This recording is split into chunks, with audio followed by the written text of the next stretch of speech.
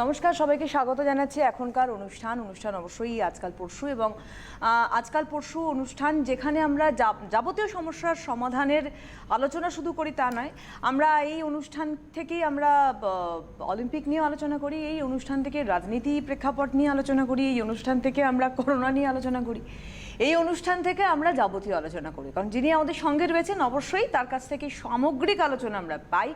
কৌশিকদি কাশ্যপ, অনেক স্বাগত কৌশিকদাকে আমাদের অনুষ্ঠানে আসার জন্য।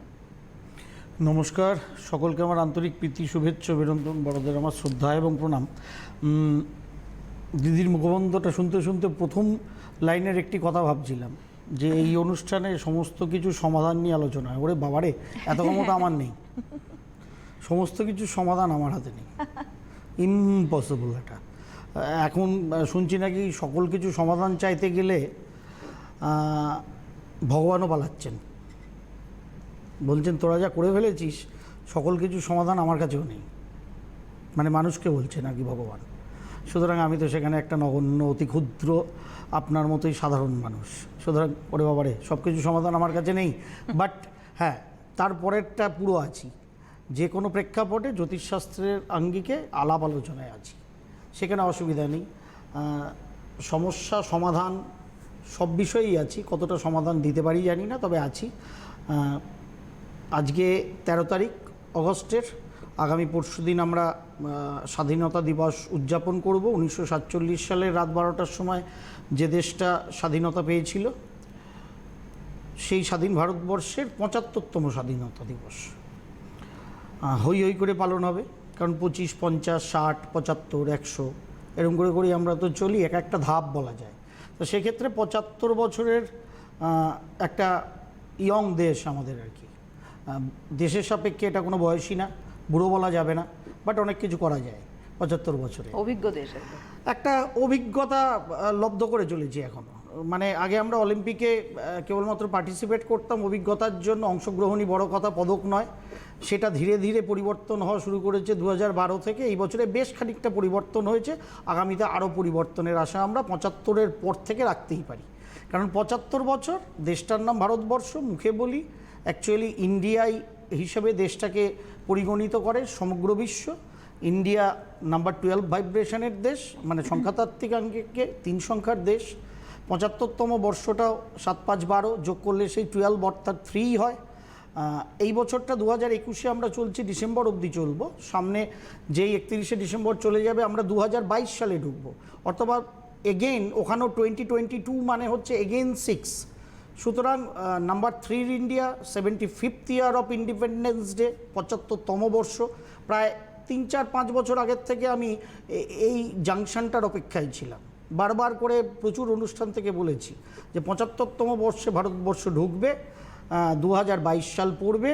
আমরা বেশ হই হই করে দেশ সাপেক্ষে অনেকটা এগোবো। কোন দিকে এগোবো? ইকোনমিক্যাল ফ্রন্টে এগোবো, বৈজ্ঞানিক দৃষ্টিভঙ্গি থেকে এগোবো, কমিউনিকেশন পার্টে এগোবো, পারস্পরিক মেলবন্ধনের ক্ষেত্রে এগোবো বিশ্বব্রহ্মাণ্ডের অন্যান্য দেশের সঙ্গে। আমাদের ক্ষেত্রে অনেক পজিটিভিটি থাকবে, সেটা ইকোনমিক্যাল, সোশ্যালিকীয় ফ্রন্টে বলা যেতে পারে, সেগুলো মূলত থাকবে। কিন্তু যেটা ধ্বংস 1947 সালের রাত 12টায় যখন 15ই আগস্ট স্বাধীনতাটা নেওয়া হয়েছিল, সেই চার্ট অনুযায়ী কিছু জিনিস আমাদের শুরু থেকেই ধ্বংস হয়ে আছে। সেই ধ্বংসটা কি হয়েছে? মূলত কৃষ্টি সংস্কৃতি, সমাজ সংস্কার এবং আমাদের আচার ব্যবহার ধ্বংস হয়েছে। সেই দিন থেকেই শুরু হয়েছিল, যার বীজ বপন করা আছে আমাদের স্বাধীন ভারতের হরোস্কোপে। সেটি লাস্ট 1 ঘন্টা আগে দুপুর 2টোর সময় সম্ভবী অ্যাস্ট্রোয় আপলোড হয়েছে। ওখানে অনেক ইলাবোরেট আলোচনা অ্যাস্ট্রোলজিক্যাল অ্যাঙ্গেলে আমাদের স্বাধীন ভারতের জন্মছকের পাবেন, এবং আগামী ভারত মানে 1, 2, 5 বছর কী চলবে সেটা সাপেক্ষে পাবেন। কিছু সমাধানের কথাও বলেছি। হ্যাঁ, দেশকে তো আর পাথর তাবিজ কবজ পড়ানো যায় না, সুতরাং সমাধানটা আপনার আমার মতো দেশবাসীকে, যারা ভারত মাতৃকাকে সত্যি প্রচুর ভালোবাসি, শুধু মুখের কথায় নয়, হৃদয় থেকে ভালোবাসি, তাদেরই সেই কর্মটা করতে হবে। বাট নিউমেরিক্যাল অ্যাঙ্গেলে ফ্যান্টাস্টিক। সম্ভবী আশ্রয় বলে ফেলেছি, টিভিএনের মাধ্যমে আপনাদের বলি, ওভারঅল সোশিও ফ্রন্টটা কিন্তু খুব একটা ভালো দেখাচ্ছে না। বিশেষত প্রথম থেকে আমি বলছি, সেপ্টেম্বরের লাস্ট উইক থেকে অক্টোবরের মিডল পার্ট অবধি ওভারঅল একটা চিন্তা কিন্তু সামাজিক প্রেক্ষাপটে আছে। করোনার থার্ড ঢেউকে নিয়েও খানিকটা থাকবে। সোশিও ফ্রন্ট থেকে বিভিন্ন বাদ বিতণ্ডা, ঝামেলা, ঝঞ্ঝাট, অশান্তি, উগ্রপন্থী হানা, প্রাকৃতিক হ্যাজার্ড, কীরকম ভূমিধস হচ্ছে, কেন যে আমি মরতে গিয়ে বলেছিলাম মুখ ফসকে প্রচুর ভূমিধস হবে, জানি না, এখন নিজের কান নিজের মুলতে ইচ্ছা করছে, কিন্তু কিছু করণীয় নেই। এইগুলোই কারণ ভূমি এবং জলতত্ত্বই এফেক্টেড, সেখানে মানুষের প্রাণহানি হচ্ছে, আগামীতেও প্রাকৃতিক দুর্যোগ কিছু থাকবে। উগ্রপন্থী থেকে বিভিন্ন দেশের মধ্যে কোল্ড এবং হট ওয়ার, অর্থাৎ যুদ্ধ বস্তা অথবা যুদ্ধ লেগে যাওয়া, সেরকম পরিস্থিতি তৈরি হবে। সেই জায়গা থেকে আমাদের দেশকেও সাবধান থাকতে হবে। মূলত যেটা সামাজিক প্রেক্ষাপটে খুব অ্যালার্মিং বলে আমার মনে হচ্ছে, কারণ রাহু এবং কেতুকে নিয়ে, লগ্নে রাহু এবং সপ্তমস্ত কেতুকে নিয়ে আমরা 15ই আগস্টের দিন প্রবেশ করেছিলাম রাত 12টার সময় 1947 সালে। সেই রাহু কেতু লগ্নে রাহু এবং সপ্তমস্ত কেতু নিয়ে প্র্যাকটিক্যালি এই বছরও আমরা কিন্তু আমাদের 75তম বর্ষটা শুরু করব। কারণ আপনারা এখন জানেন বৃষ রাশির ঘরে রাহু আছে, বৃশ্চিক রাশির ঘরে কেতু আছে।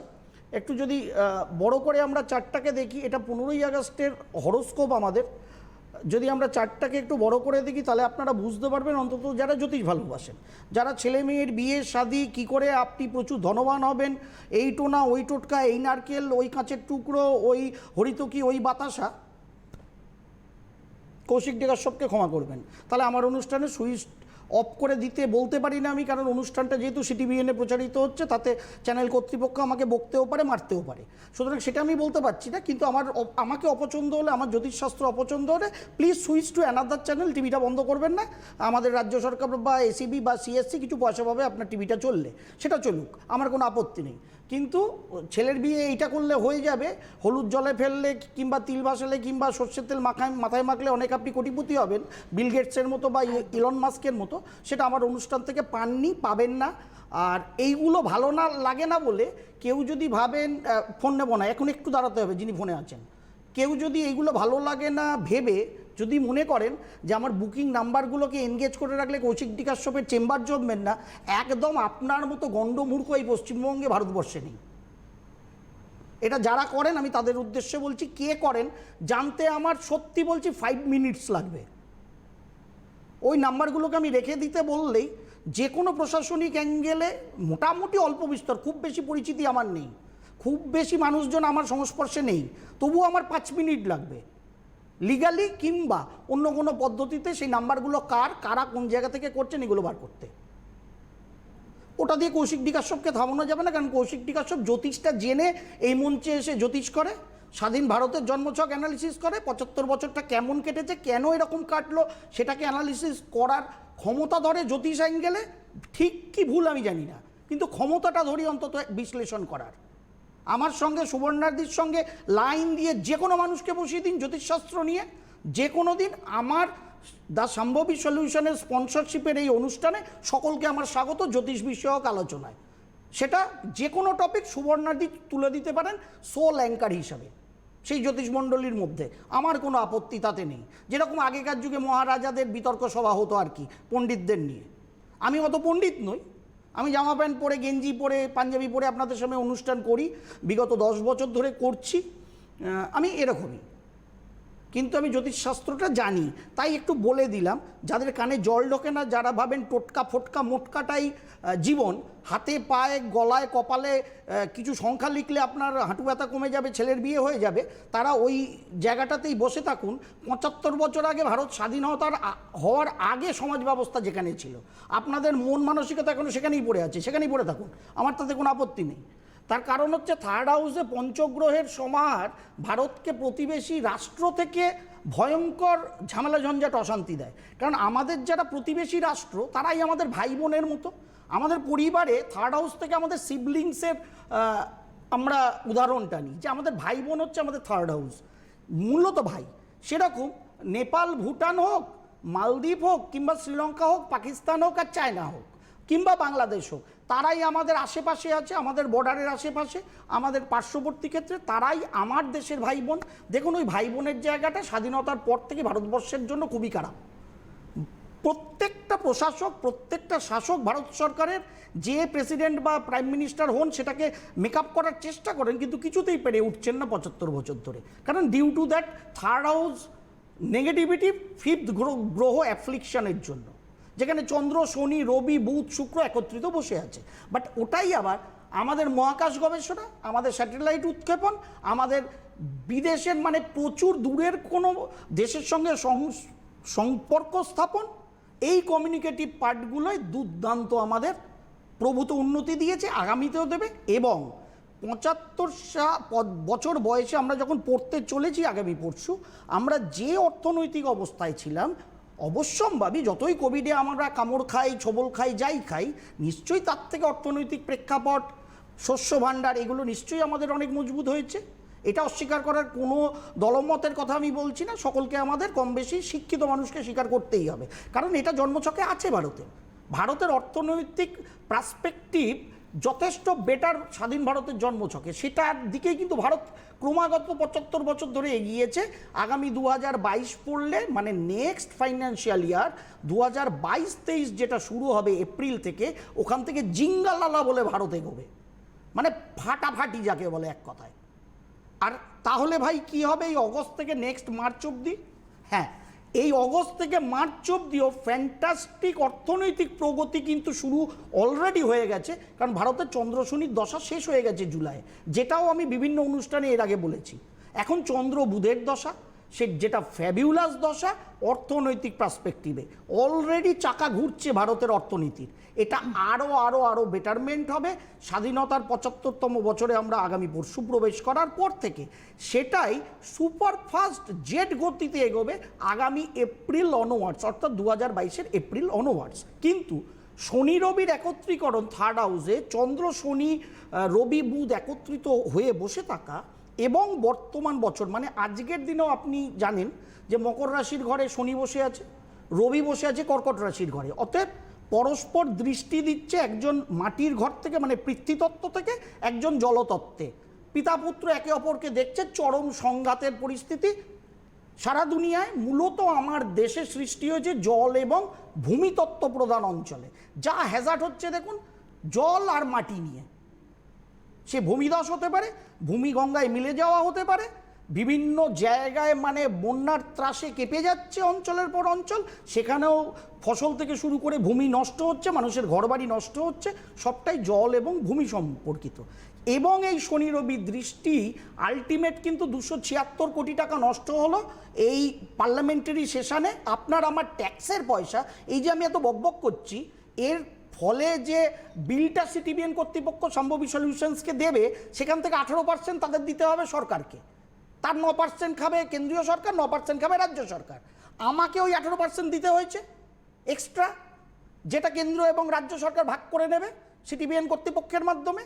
তার মানে আমার বকবক করা খাটা, এই এসিতে বসে আমি ঘামছি আপনাদের কাছে চিৎকার করে বলতে গিয়ে, সেই পয়সাটা সরকার মেজাজে খরচা করবে রাজ্য এবং কেন্দ্র সরকার, কিন্তু আপনার আমার এই ট্যাক্সের টাকাগুলো দিয়ে সংসদটা চলবে না। কে ঠিক কে ভুল আমার জানার দরকার নেই, কোন ইস্যু ঠিক কোন ইস্যু ভুল জানার দরকার নেই। কেন এটা হয়? চতুর্থ হচ্ছে রাজ্য, নবম এবং দশম হচ্ছে কেন্দ্র।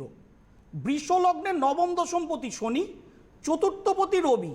শনি রবির দৃষ্টি বর্তমানে আছে, বর্তমান সাংসদ সেশন 12টা বেজে গেল, শেষ। 276 কোটি টাকা পাবলিক ফান্ডের ট্যাক্সের মানি ফিনিশ এই কোভিডের বাজারে। জন্মকালীন স্বাধীন ভারতের হরোস্কোপেও থার্ড হাউসে সেই শনি এবং রবি একত্রিত চন্দ্রের ঘরে। তার মানে অলওয়েজ কেন্দ্র রাজ্য গণতান্ত্রিক ব্যবস্থায় টানাপোড়েন স্বাধীন ভারতের হরোস্কোপের মধ্যে আছে। কে ঠিক করবে? আপনি আমি সাধারণ মানুষ না? যারা নেতা বলে নিজেদের প্রমাণ করে নাকি জনসেবা করতে আসে, বিভিন্ন আইন টাইন বানায় ওই 542টা লোকসভায় আর তার হাফ মেজার্ডের রাজ্যসভায়, তারা কি করেন? ঘুমন নাকে তেল দিয়ে? তারা জ্যোতিষশাস্ত্র মানেন না এরকম তো নয়, কারণ জ্যোতিষশাস্ত্রীদের সাথে পর্যালোচনা করেই কিন্তু 15ই আগস্ট স্বাধীন ভারতের কুণ্ডলিটা তৈরি হয়েছিল, মানে ওই সময় স্বাধীনতা নেওয়া হয়েছিল বলে শোনা যায়, এবং ইট ইজ ফ্যাক্ট। তাহলে কেন সেইটা করা হয়নি তখন, যে এর সমাধানটা কি দিদির কথায় তুলে? সেটা কেন জ্যোতিষশাস্ত্রীদের থেকে পরামর্শ নেওয়া হয় না? পাথর তাবিজ কবর টোনা টোটকা এটা ঠিক হবে? নেভার, হতে পারে না। তাহলে কিভাবে ঠিক হবে? নিজেদের আচরণবিধিকে ঠিক করতে হবে, সেখানে কিছু আইন করতে হবে, নিজেদের জন্য নিজেদের আইন। তাহলে যদি এই প্যাটার্নগুলো ঘোরে, তাহলে এই 75 বছরে যতটা ইকোনমিক্যাল ফ্রন্টে আমরা এগিয়েছি তার হয়তো দ্বিগুণ এগোতাম, চায়নার দিকে তাকিয়ে ভেঙচি কাটতে হতো না, আমরাও চায়নার বাবা মা হয়ে যেতাম। কিন্তু সেটা হতে পারেনি। দায় কার? সরকার, জনগণ, বোধ। কারণ জনগণের কারক শনি, সরকারের কারক রবি। আমাদের স্বাধীন ভারতের হরস্কোপে ঠিক ভাইস ভার্সা। কেন্দ্রীয় সরকার বা যারা চালায় পরিচালন ক্ষমতার দায় দায়িত্ব তারা হচ্ছে শনি, আর জনগণের ঘর মানে 4th হাউস তার মালিক রবি। বুঝুন কাণ্ড, পুরো উল্টো হয়ে বসে আছে, যার ফলে আলটিমেট এই ভারসাম্যটা রক্ষা হচ্ছে না। এবং এই পার্সপেক্টিভে লগ্নে রাহু সপ্তমে কেতু নিয়ে স্বাধীন ভারতের হরস্কোপ হয়েছিল। লগ্নে রাহু সপ্তমে কেতু নিয়ে যখন স্বাধীন ভারত হয়েছিল 1947 সালে, শাম্ভবী অ্যাস্ট্রোর ডিটেল শুনেছেন, আর এখানে ডিটেলিং আমি করবো না, কেউ বোধহয় ফোন কানে নিয়ে বসেও আছেন হয়তোবা। এই জায়গায় যখনই রাহু কেতু আসে বৃষ এবং বৃশ্চিকে এবং আমরা স্বাধীনতা পালন করি, প্রথম স্বাধীনতা পাওয়ার পর থেকেই দেশভাগ, লড়াই, সংগ্রাম, জাতি ধর্ম নির্বিশেষে মারামারি কাটাকাটি এগুলো হয়েছিল, আমরা ইতিহাসে পড়েছি, জেনেছি। পরের বার যখন রাহু কেতু ওখানে এসেছিল, আমাদের প্রাক্তন প্রধানমন্ত্রী অজ্ঞাত কারণে স্বর্গীয় লাল বাহাদুর শাস্ত্রীর মৃত্যু হয়েছিল। তারপরের বার যখন রাহু কেতু এখানে এসেছিল, বন্দুকের গুলিতে আমাদের তৎকালীন প্রধানমন্ত্রী শ্রীমতী ইন্দিরা গান্ধীর মৃত্যু হয়েছিল। হোয়াট নেক্সট ফর দিস ইয়ার? সুতরাং রাষ্ট্রপতি, প্রধানমন্ত্রী, যে কোনো বড় মন্ত্রী সন্ত্রী আমলা তামলা যারা আছেন তারা খুব সাবধান। দেশের ইন্টেলিজেন্সকে খুব সাবধান থাকতে হবে। অ্যালার্মিং টাইম আছে 15ই আগস্ট থেকে নেক্সট ফেব্রুয়ারি মাস অবধি, আমি বলবো জানুয়ারির এন্ড অবধি। সব থেকে alarming October, November, December, January for social front এবং আমাদের নেতা মন্ত্রী সন্ত্রীদের জন্য খুব অ্যালার্মিং, খুব টাফ হতে পারে সিচুয়েশন। উগ্রপন্থী হানা থেকে যুদ্ধাবস্থা, যুদ্ধ লেগে যাওয়ার পরিস্থিতি তৈরি হতে পারে এবং নেতারা টার্গেট হতে পারেন, দলমত নির্বিশেষে বড় বড় দিগ্গজ নেতারা, মন্ত্রী সন্ত্রীরা। সুতরাং ইন্টেলিজেন্সের মানুষ, পুলিশ প্রশাসনের মানুষ, দেশের সরকার, রাজ্য কিংবা কেন্দ্র নিশ্চয়ই এই ব্যাপারে অ্যালার্ট হবে। ছোট চ্যানেলের ছোট জ্যোতিষীর কথা খুব বেশি পৌঁছায় না, নারকেল ফেলা, সিঁদুর দেওয়া, মানুষ এইগুলোকেই জ্যোতিষ ভাবে, কারণ আপনারা সেইগুলো শুনতে ভালোবাসেন, আর লোক ভাবে ওগুলোই জ্যোতিষ। কৌশিক টিকার সবে জ্যোতিষটা লোক জ্যোতিষই ভাবে না, কোনো তার্কিক শিক্ষিত মানুষের কর্ণে সেটা কেউ পৌঁছায় না, যার ফলে জ্যোতিষ ভাবে ওই তো এত বড় মালা, এত বড় তিলক, এত বড় জটা, কিছু ফুল ফুটিয়ে দিলাম, কিছু ধূপ জ্বালিয়ে দিলাম, কিছু ধুনো জ্বালিয়ে দিলাম, that is astrology. No no, that is not astrology. অ্যাস্ট্রোলজিটা প্র্যাকটিক্যাল গ্রাউন্ডে দাঁড়িয়ে বিজ্ঞানের ওপরের বিজ্ঞান। সুতরাং আমাদের দেশের সরকার, প্রশাসক, নেতা মন্ত্রীদের জন্য 15ই আগস্ট থেকে নেক্সট জানুয়ারি, মূলত অক্টোবর, নভেম্বর, ডিসেম্বর, জানুয়ারি, এই 4 মাস খুব অ্যালার্মিং। প্লিজ, থ্যাংক গড, সকলকে রক্ষা করুন, আমার দেশবাসীকে, প্রত্যেকটা মানুষকে। নেতা মন্ত্রী সাধারণ মানুষ বলে কেউ নেই সেখানে, প্রত্যেকেই আমরা ভারতবাসী, সকলে রক্ষিত হই, দারুণভাবে চলি। ইকোনমিক্যাল ফ্রন্ট ফ্যান্টাস্টিক, চিন্তিত হওয়ার কিছু আছে বলে আমার তরফ থেকে মনে হচ্ছে না, as per economical front, scientific front বা আদার প্রসপেক্টিভ এরিয়াগুলো। অনলি সামাজিক ক্ষেত্রে ঝঞ্ঝাট, মানুষের সঙ্গে সরকারের মারামারি, বিভিন্ন রকম সমস্যা, হ্যাজার্ড, এইগুলো কিন্তু চলছে না, আগামী দিনেও চলবে। উগ্রপন্থী যুদ্ধ বিগ্রহ যেন না হয়, আর আমার দেশের কোনো লস, সেটা নেতা মন্ত্রী হিসেবে হোক আর সাধারণ মানুষ হিসেবে হোক, সেটা না হোক, সেটা আমি আপনি সকলেই কামনা করব, যে যার পরমেশ্বর পরমেশ্বরীর কাছে। সুতরাং ভারত মাতা যেন এগিয়ে চলে, তার পতাকা যেন ঊর্ধ্বে তোলা থাকে।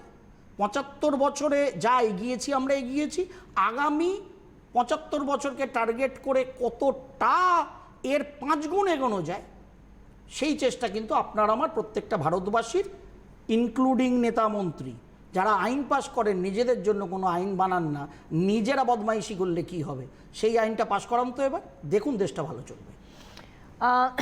আমাদের সঙ্গে কেউ কি আছেন? অনেকক্ষণ হ্যাঁ নমস্কার দিদি। আচ্ছা, Oh, fantastic. অনেক ধন্যবাদ, আপনি আলোচনা শুনছিলেন তার জন্য এতক্ষণ আমাদের সঙ্গে ছিলেন। এতক্ষণ সহ্য নমস্কার করলেন? সুবর্ণাদি, নমস্কার কৌশিক দা। হ্যাঁ হ্যাঁ, হ্যাঁ, নমস্কার প্রণাম। দাদা, কে বলছেন? আমি আসাম থেকে বলছিলাম। আসাম আসাম থেকে থেকে বলছেন, বলছেন। এতক্ষণ সহ্য করছেন, এই উপত্যকার মানুষ তো আসলে অনেক কিছু সহ্য করতে হয়েছে আপনাদের, জয়। সেই জন্য সহ্য করছেন। জয়দীপ বিশ্বাস বলছি আমি। বলুন বলুন দাদা। আমি আমার একটু বোনের ব্যাপারে জানতে চাই। বোনের ব্যাপারে, নাম বোনের কি? নাম বলুন, ডেট অফ বার্থ বলুন। বোনের নাম হলো দীপিকা বিশ্বাস। বেশ, বলুন date of date of birth. Birth? Date of birth হলো 4 ফেব্রুয়ারি 1986। 86? 4 ফেব্রুয়ারি। হ্যাঁ 86। 86। 86, তাই তো? হ্যাঁ 86। হ্যাঁ বেশ, সময় বলুন। কি? রাত্রি 8টা 48। কোথায়? আসাম? আর গৌহাটি। গুয়াহাটি। আচ্ছা। রাত্রি 8টা 48, গৌহাটিতে জন্ম, তাই তো? হ্যাঁ। গৌহাটি। কি বার ছিল? মঙ্গলবার। মা গো মা, হে ব্রহ্মময়ী, মঙ্গলবার ছিল। কন্যা লগ্ন, বৃশ্চিক রাশি দেখা যাচ্ছে। হ্যাঁ হ্যাঁ কন্যা লগ্ন, বৃশ্চিক রাশি। বেশ, আপনার বোন বললেন, তাই তো? হ্যাঁ। মানে আপনার এক ভাই এক বোন নাকি? 2 ভাই এক বোন। আপনি বড়? আমি বড়। বোন ছোট? বোন মানে মধ্যম আর কি। বোন মধ্যিখানে আছে। বেশ বেশ, বলুন। বোনের বিয়ে দিয়েছেন? না, ওটার সম্বন্ধেই জানবো। বিয়ে হচ্ছে না? না। সামনের বছর দেখুন, এইখানে রাহু কেতুর অ্যাক্সিসে পুরো কর্কটক কাল, না সরি, কালমৃত দোষে হরস্কোপটা ফাঁসা হয়ে বসে আছে। সেকেন্ড হাউসে কেতু, অষ্টমস্ত রাহু থাকলে বৈবাহিক জীবনে প্রবেশ বা বৈবাহিক জীবনে প্রবেশের পরে সমস্যা 200% হয়। আত্মীয় পরিজন, কুটুম্ব, রিলেশনশিপেও গণ্ডগোল হয়। থার্ড হাউসে চন্দ্র মঙ্গল শনি একত্রিতভাবে বসে আপনার বোনকে ভয়ঙ্কর বেশি অস্থির মানসিকভাবেও করে তুলছে বা তোলেও, এটাই স্বাভাবিক। ও এমনিতে ভালো, হঠাৎ যখন খেপে যায় ওর খ্যাপামির কোনো সীমা থাকে না, এবং সেটা টেম্পারামেন্ট পুরো হারিয়ে ফেলে ও। এরকম একটা কন্ডিশন আছে বলে আমার মনে হচ্ছে। তবুও সেটা যা আছে আছে। নেক্সট ইয়ার বৈশাখ মাস থেকে, মানে 2022-এর এপ্রিল মাসের 15 থেকে 2023 সালের এপ্রিল মাসের মধ্যে আপনার বোনের কিন্তু বিয়ে হওয়ার একটা চান্সেস থাকবে। নেক্সট ইয়ার এপ্রিলের 15 থেকে 2022-এর এপ্রিলের 15 থেকে 2023-এর এপ্রিলের এন্ড অবধি আপনার বোনের বিবাহের ক্ষেত্রটা একটা পজিটিভ থাকবে। এখানে রাহু কেতুর যে কালমৃত দোষটা আছে, শ্রাবণ মাস চলছে, আজকে নাগ পঞ্চমীর দিন আপনি ফোনটা পেলেন। আমি বলবো এটাকে প্রপার ওয়েতে একটা শান্তি প্রতিবিধান করুন। বোনকে প্রচুর প্রচুর সারা জীবনের জন্য শিবের মাথায় জল ঢালতে বলুন। কারণ বৈবাহিক জীবনে প্রবেশের জন্য বা বৈবাহিক জীবনকে ঠিক রাখার জন্য জানেন হিন্দু রিচুয়ালসে আছে শিবের পুজো করা। দেবাদিদেব মহাদেবের মতো, ভোলেনাথের মতোই সকলেই স্বামী চায় যাতে বেশি লক্ষ্য না করে আর কি। তার কারণ আমার কাছে তারা তো হোম মিনিস্টার, এরকম ব্যাপার আর কি। যাই হোক, তা ভোলেনাথের স্মরণে থাকতে বলুন, কালমৃত দোষে শান্তি প্রতিবিধান করুন। নেক্সট ইয়ার বৈশাখ থেকে 2022-এর এপ্রিল থেকে 2023-এর এপ্রিলের মধ্যে আপনার বোনের বিয়ে হয়ে যাওয়ার চান্সেস থাকবে। তবে জন্মছক না ম্যাচিং করে দয়া করে বিয়ে দেবেন না। মানসিক শারীরিক ক্ষেত্রে আপনার বোনকে খুব শান্ত থাকতে বলবেন, কারণ এই জন্মছকটা ভয়ঙ্কর হাইপার একটা জন্মছক। নার্ভাস সিস্টেম রিলেটেড কিছু সমস্যাই ওই জন্মছকে থাকতে পারে। দাঁত মাড়ি রিলেটেড কিছু প্রবলেম হতে পারে। হাত পা ভাঙার একটা সমস্যা এই হরস্কোপে থাকতে পারে। আমি জানি না কী কী হয়েছে, এগুলো হতে পারে। অর্থাৎ শারীরিক ক্ষেত্রে সাবধান। ঠিক আছে দাদা? আচ্ছা কৌশিক দা, একটা রিকোয়েস্ট আপনার কাছে। হ্যাঁ বলুন। মানে আমি তো আপনার প্রোগ্রাম দেখি এবং ওই আপনি প্রোগ্রামে বলেন যে পঞ্চ মহাপুরুষ যোগ টোগের ব্যাপারে বলেন, কালসর্প কালামৃত দোষের ব্যাপারে আলোচনা করবেন। কালমৃত দোষ আছে তো, বললাম তো, যেটা ওর বৈবাহিক জীবনটাকে ব্লক করছে। আমি একটু রিকোয়েস্ট করছি আপনাকে, আপনি যদি কালামৃত যোগটা কিভাবে হয় এটা যদি একটু বলেন আর কি কেতু থেকে আমাদেরকে। আপনি সম্ভবী অ্যাস্ট্রোয় গিয়ে আজকে একটা আপলোড হয়েছে আমার অনুষ্ঠান, যেটা স্বাধীনতা দিবস নিয়ে। ঠিক এর আগে বুধবার দিন একটা আপলোড হয়েছে সম্ভবী অ্যাস্ট্রোতে, কাল সর্প যোগের প্রকার, প্রতিকার এবং প্রভাব। ওটাকে দেখে নিন সম্ভবী অ্যাস্ট্রোয় গিয়ে, ডিটেল পেয়ে যাবেন। একদম ঠিক আছে? একেবারেই আপনাদের বলে রাখি যে যে বুকিং নাম্বার যাচ্ছে 9830108269 বা 9830159501, অবশ্যই বুকিং করুন। এছাড়া সোমবার গড়িয়াহাট চেম্বার, আপনারা জানেন নর্মাল যে শিডিউল ওনার রয়েছে, সোমবার গড়িয়াহাট, মঙ্গলবার হাতিবাগান, বুধবার শেওড়াফুলি এবং শুক্র শনি খড়দা, সমস্ত চেম্বারে যোগাযোগ করবেন। আমরা কিন্তু ফিরছি মঙ্গলবার দিনে আবার দুপুরবেলা কৌশিকদাকে নিয়ে আরো কিছু 75তম আলোচনা নিয়ে। ভারতবর্ষ প্রবেশ করবে। 75 বয়সের ভারতবর্ষের পতাকা কাঁধে নিয়ে আমরা সামনে আমরা মঙ্গলবার একদম চলে আসবো 1:35। অনেক ধন্যবাদ কৌশিকদাকে, Thank ধন্যবাদ you, দিদি। আপনাদের, নমস্কার।